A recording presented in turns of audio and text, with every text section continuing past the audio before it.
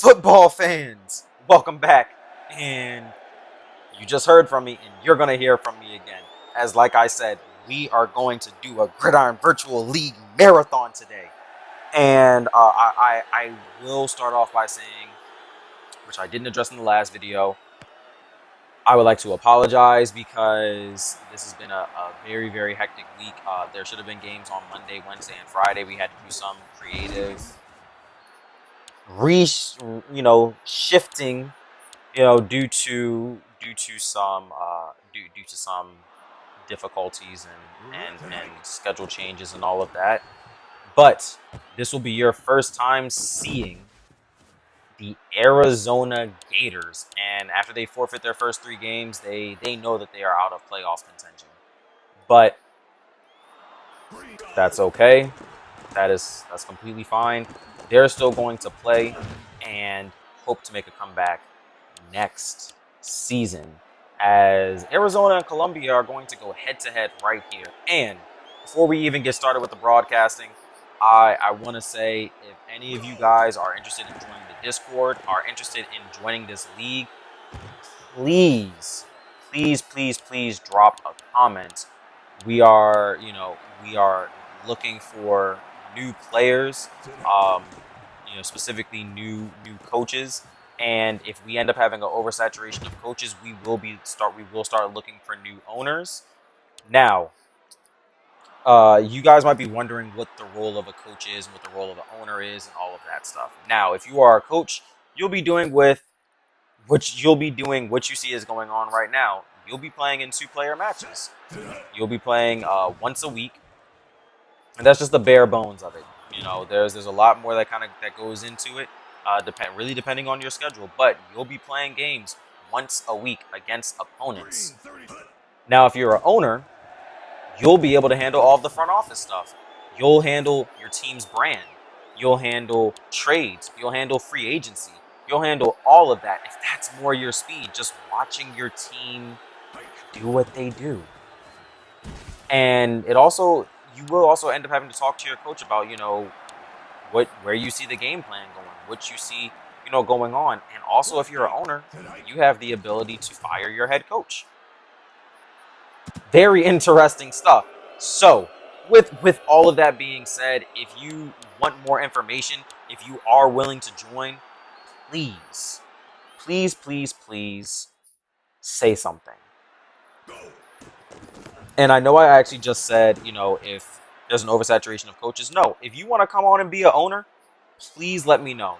If you just want to, choose your, if there's no coach for your team, we will find a coach for your team. If there is no coach for your team, we will figure it out.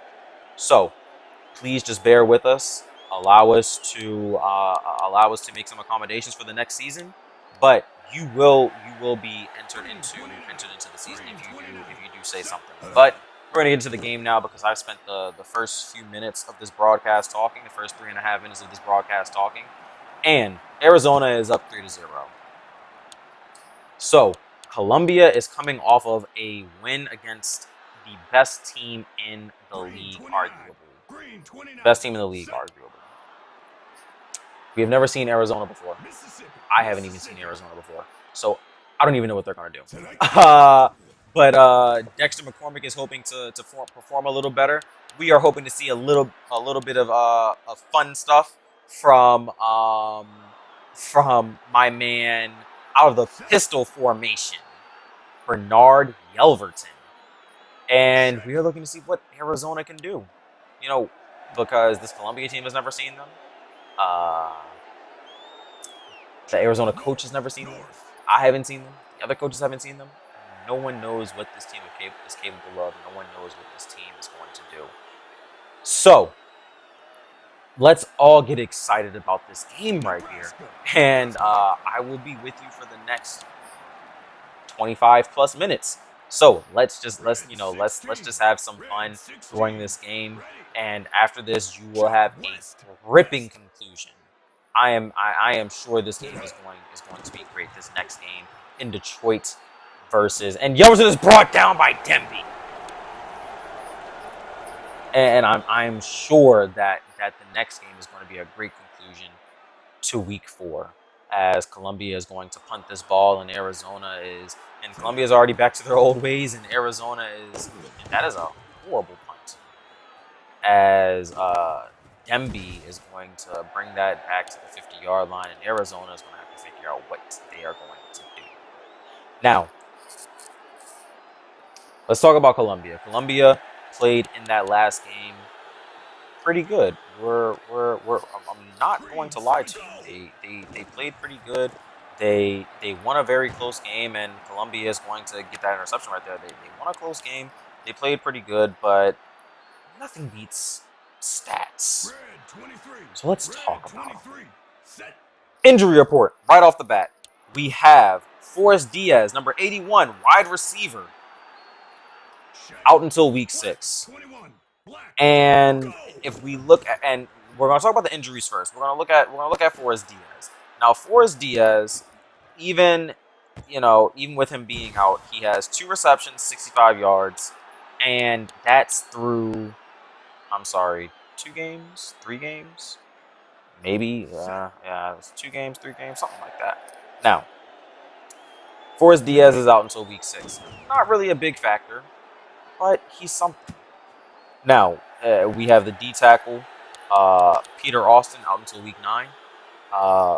He may have recorded some sacks throughout this season. I'm not gonna lie to you. I really don't think he's done anything. As Dexter McCormick probably just ripped off his longest rush of the year. And if you're saying to me that he ripped off the longest rush of the year in the last game against the Flamingos, oh well. Oops. So, Peter Austin has not recorded any stats, as that was a blown incomplete pass. Maybe he was trying to throw it away, and we also have the outside linebacker, Salvador Putz, out for the season. Now, let's look at Salvador Putz. And those of you who would like to know what's going on in the front office, the Colombia head coach has actually decided that he's putting his A-rated, and when I say A, we're talking about player grades. Someone who's received an A player grade at the beginning of the season. Even though he's out for the season, they're putting him on. They're willing to drop him for a free agent. They've already said that they were thinking about dropping him. But let's talk about Salvador Putz. Throughout Salvador Putz's games, the 2 games that he has played, he's recorded 12 tackles and 1 interception.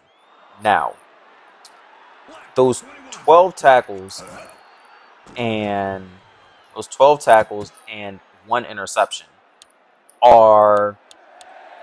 the tackles are the worst on the team, and for the interceptions, tied for second. That doesn't really say anything because 4 players have gotten interceptions on this team.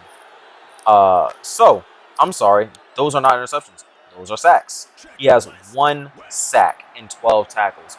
So Salvador Putz is doing pretty well.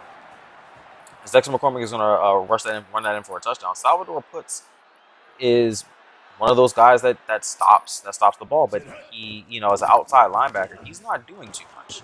So maybe it is okay to drop him. But once he gets released into free agency, it's going to be very interesting, because I can only imagine what teams are going to want to pick him up. Salvador Putz suiting up for another team might just be more interesting than you think.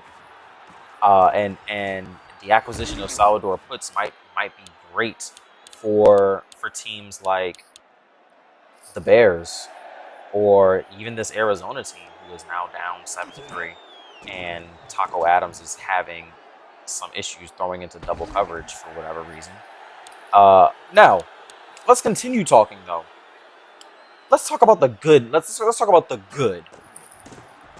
Since we don't have anything on Arizona, we won't be able to talk about Arizona until next week, as Anderson is going to catch that ball and is going to try and juke inside, but he is going to get to the 50-yard line at a 1st and 10. 4 minutes and 30 seconds left. 3-7, Arizona ball, Colombia game. Now, Bernard Yelverton, has 65 completions on 104 attempts. He has 1,125 pass yards, 13 touchdowns, and 10 interceptions. That's a lot. That 10 interceptions is a lot. Because, if I'm not mistaken, he is the only quarterback in the league that is throwing that bad this season. He has 8 rush attempts, though, for 56 yards. So, he does have the best rushing stats of all the quarterbacks. Actually, he might not. So, I do actually believe that... And no, I'm wrong. I thought that Matt Smith had more rushing yards maybe after his last game. But Armstrong's going to catch that, and he is going to try and run for a touchdown. Will he get brought down? Armstrong, is August going to be able to get him? And August is not going to be able to get him. So let's talk about that. I think that Jonathan August should be moved to I think they should move him to safety. Maybe free safety or strong safety. I think strong safety would make the most sense. If we look at Jonathan August's stats, and you just look at how he's played, he hasn't been able to do that open field tackling. And you might be thinking, well, why would he be a free safety or even a strong safety? I think they can use him in run support. I think they can use him on some good strong safety blitzes. Because he has 32 tackles, the leading tackler not only on the team but in the league as well. No one else has that many tackles. No one else has that many tackles. Cecil Magic has less than half. I mean, he has right about half of that. And then Dustin Marauder has 22 tackles. So Jonathan August and Mark Ray, the two corners, have the most tackles. I think that they should be moved because they're not producing anything, but the safeties are producing knockdowns and breakups in coverage. So I think the Wolves might want to move August. I think for the Wolves to move August, they move August to and Yeltsin stops, and he is going to make a man miss, and he is going to try and spin, but he goes out of bounds on that spin. So we talk about Bernard Yelverson. Let's talk about Dexter McCormick. Dexter McCormick has 115 receiving yards. He has dropped the ball 4 times and been targeted 27 times. That's a lot. And Bugaj has 567 receiving yards. But I would like to talk about Christopher Rodriguez. Christopher Rodriguez has 93 receiving yards on 8 receptions. And he has 10 targets. I like Christopher Rodriguez, and he has been elevated because of the injury sustained by is it Forrest Diaz? Yes, by Forrest Diaz. So I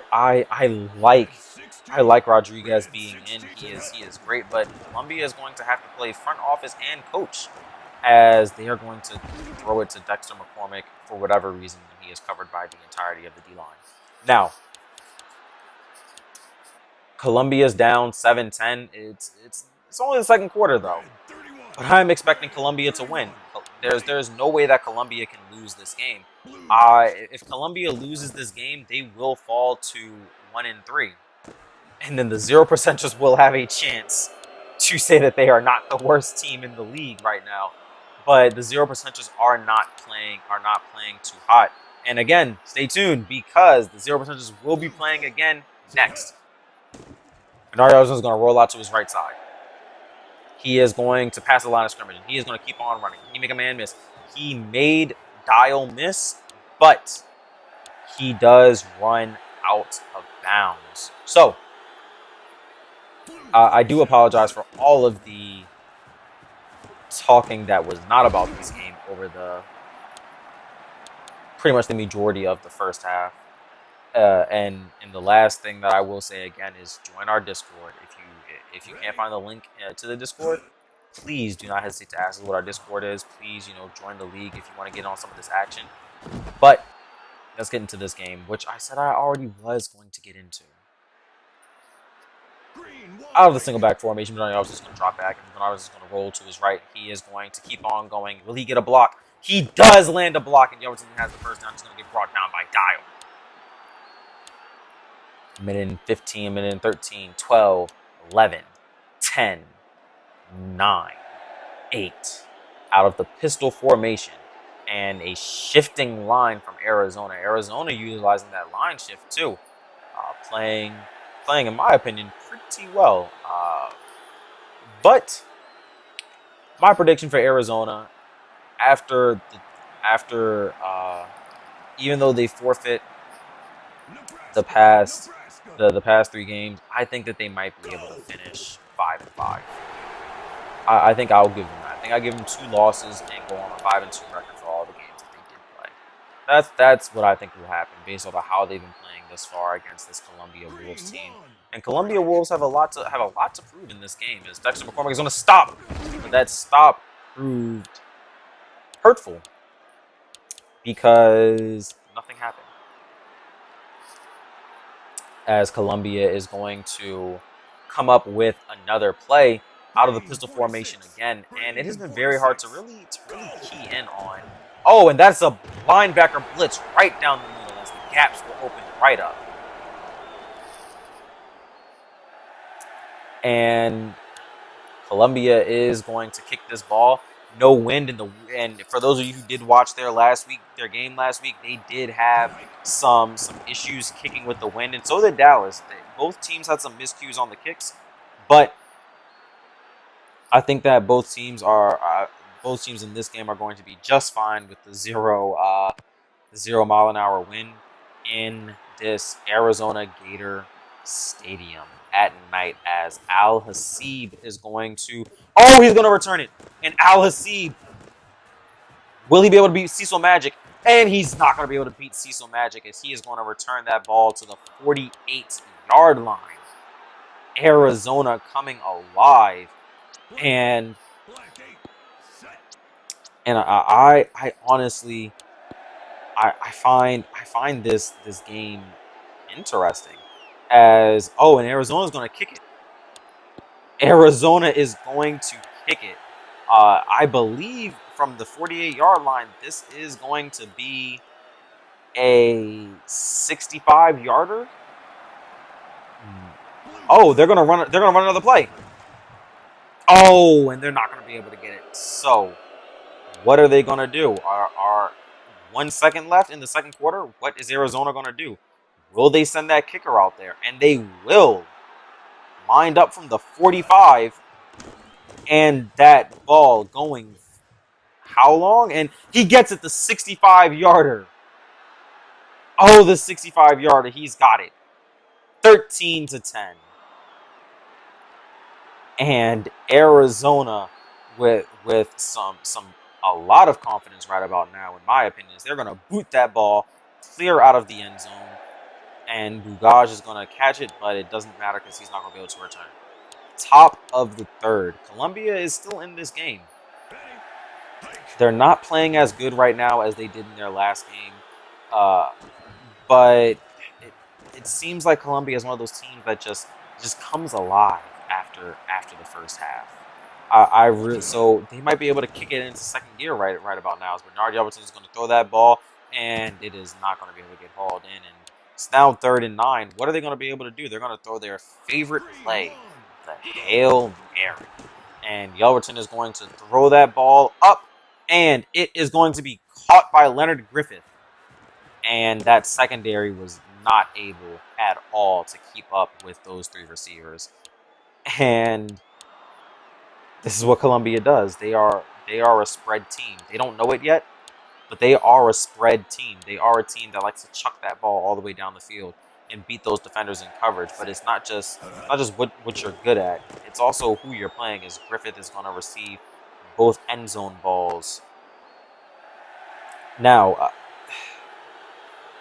It's not just about how you play; it's about who you're playing. And I think this Arizona secondary is the team to beat on that deep ball. Now they have a decent corner and a decent free safety in Tony DeBrest and Cameron Demby. There is some decency there, but I'm sorry. I just think that I just think that Arizona is not doing too good. Tony DeBrest and Cameron Demby are playing quite well. As Mark Gray is going to be able to bring him down. And this is an 18-13 ball game now. Arizona, they're still playing good. They just need to actually do it. Actually get the job done. That's all they have to do. Taco Adams is going to drop back and he's going to haul that ball off, and that ball is going to be caught by Al Hassib. And this is what I'm talking about. This right here. This is the stuff right here. Dorrance Al Hassib caught that ball on Jonathan August. Now I don't want to knock. I do not want to knock Al Hassib, but Jonathan August, on paper, is the better corner. This is why I think he needs to be dropped or moved to a different position, because he is giving up too many deep balls. I think that I think that this Columbia team should have kept Salvador Putz and dropped August, or at least moved August. Maybe August can be a linebacker, and he would be the best linebacker there is if he was a linebacker. And but yeah, I really do not know what is going on there. And now we're going to see Arizona out of the pistol formation. And Adams is going to throw that ball, and he's going to pull it off to Alexander. Alexander's going to be brought down by Ray. And now, what can this Arizona team do on 3rd and goal? Taco Adams is going to drop back, looking a little sheepish, a little tired. He's going to get brought down by Cohen. And that's the sack back at the 20-yard line. And I think Arizona just takes what they can get on the 3 points, and Elmer Cohen is gonna disrupt their chances right there. But it's now 18-16, as it looks like Columbia might be ready to finally just put this game in the coffin. They're finally ahead. I think Columbia just runs away with this game. Arizona hasn't been playing their best in the 3rd quarter, or Columbia's just been playing better. We will see what happens though as this game continues to go on out of the shotgun formation. Bernard Ellis drops back. His battle is going to be right there on him, and that ball's going to be caught by Caesar Jones. Caesar Jones is going to get brought down by Tony DeBrest. And Columbia, with this ball in hand at 2 minutes and 10 seconds left, 1st and 10 from the 26-yard line out of the single back formation. And we are going to see Yelverton drop that ball back, and he is going to run it off to McCormick. McCormick's going to make a man miss. He's going to cut to the inside. He's going to spin, but if he would have kept going to the outside, he probably would have gotten a bigger gain. Ironic, because they were in the big package from the single back formation. Bernard Yelverton drops back. He's going to get brought down by Haloti Romanowski. And Columbia on 3rd and 10. Yelverton is going to drop back. Brennan Battle is going to try and get him. And will that be intercepted? And no, Tony DeBrest is only going to be able to swat that ball away, not going to be able to intercept that ball. Now, Columbia, 4th and 12. Do you go for it? And no, they don't. They kick it. I don't know why I question them. Even when they play those harder teams. Well, the Flamingos. They stick to punting. They stick to, hey, we have 3 downs to get the job done. If not, it's on our defense to come with a stop. And last game against the Flamingos, their defense was able to get the stop. So we'll see what happens as Taco Adams now has that ball, and Arizona is. So we're going to. I apologize. I guess I lost my train of thought there. Now Arizona has this ball, and Taco Adams was not able to complete a pass just there. And Arizona is going to continue to try. Taco Adams is is passing pretty well, 13 for 18, but his line is not helping him out at all. And what are we going to see from here? 25-yard line. Arizona has the ball. What are they going to do? They are going to punt. And that ball is going to get brought in by Cecil Magic.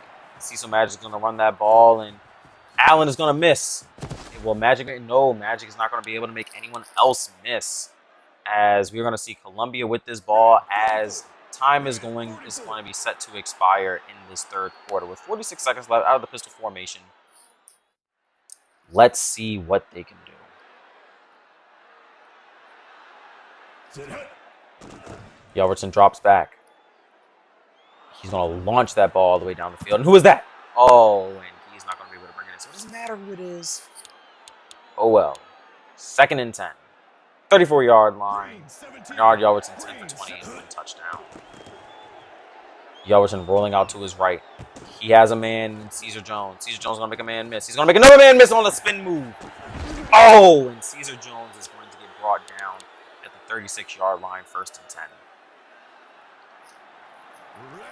Caesar Jones, 2 receptions for 43 yards, and that spin move was ferocious. But Yelverton is going to get brought down as the defense read that play action pass all day long. Yelverton's going to roll out to his right, trying to beat out Deal, as Yelverton's going to keep on rolling, and he's going to dive out of bounds as he got scared of Dial.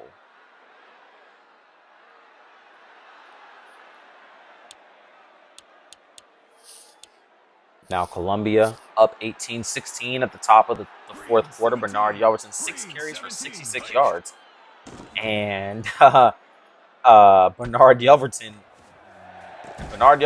and Dexter McCormick might just, if they haven't already, rush for more yards than the Flamingos offense combined on today. And Guy Todd is in for the touchdown, running right up the middle on the fullback run.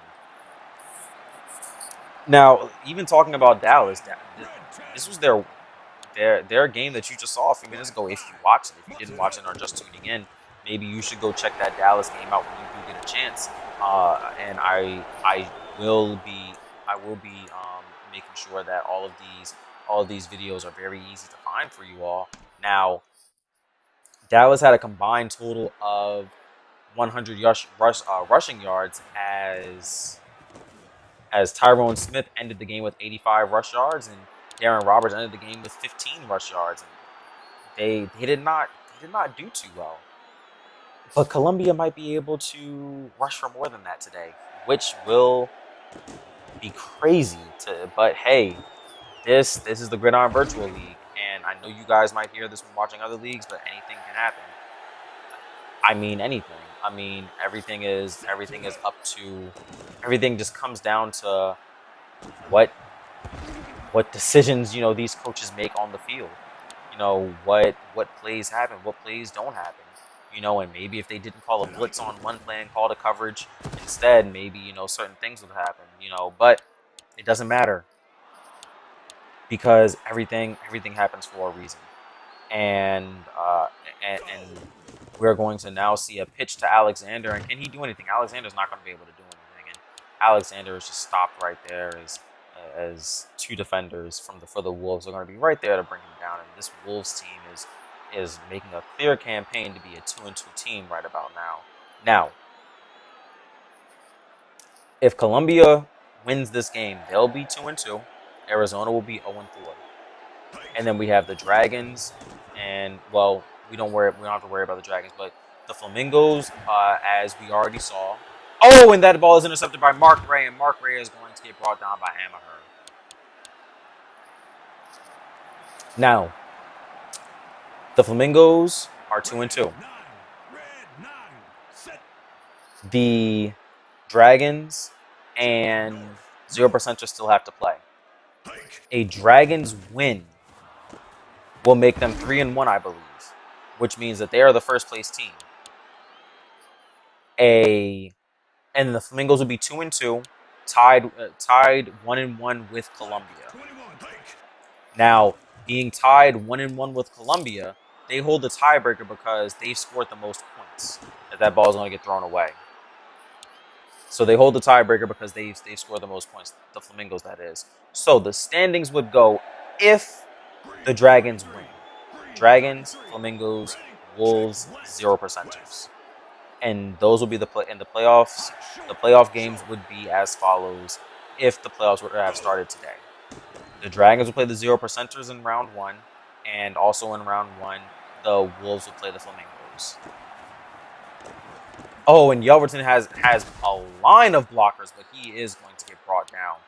And with that run, I am almost certain that Bernard Yelverton has rushed for more than Tyrone Smith did in his worst game of the year thus far. And Yelverton is going to roll to the right side, and just before he gets out of bounds, he's going to throw that ball to Dexter McCormick, his man in the end zone. This is what I mean. Columbia is a spread offense. They like running, but they like verticality as well. And they're going to go for 2, maybe getting a little greedy. Oh, and Yelverton's going to spin out of contact, but he is going to get brought down 30-16. Columbia up. 2 minutes and 35 seconds left now. Arizona just has to score 2 touchdowns in 2 minutes. I mean, it's fine. It's not a big deal. They probably have a few minutes of actual play time. But Al-Hassib is going to run this ball and get up to about the 18-yard line. First and 10 from the 18 now. What can they do? Out the pistol formation, Taco Adams is going to drop back, and he has a man. No, he did not have a man open into double coverage. And that ball is going to get intercepted by Cecil Magic. And this Columbia defense has, since the second quarter has started, they've outscored this Arizona team. I believe going into the half, the score was 13-10. And please correct me if I'm wrong, but this has been a 20-3 run by the Columbia offense.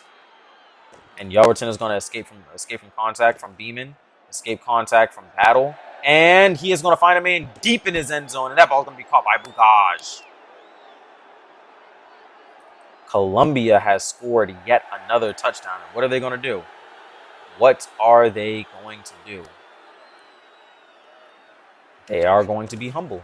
They are going to be modest. They will let Finkel come in there and kick. 37-16. And please remember, after this game, go on ahead and watch the next one. You will love it. You will love it. I am so excited that we have gotten into week 4. We are wrapping up week 4 in the next game. And these games are so awesome to me. I hope that you all have been having fun watching these games. They have been so much fun for me to watch. As Taco Adams is going to drop back, he is going to have, is his man open?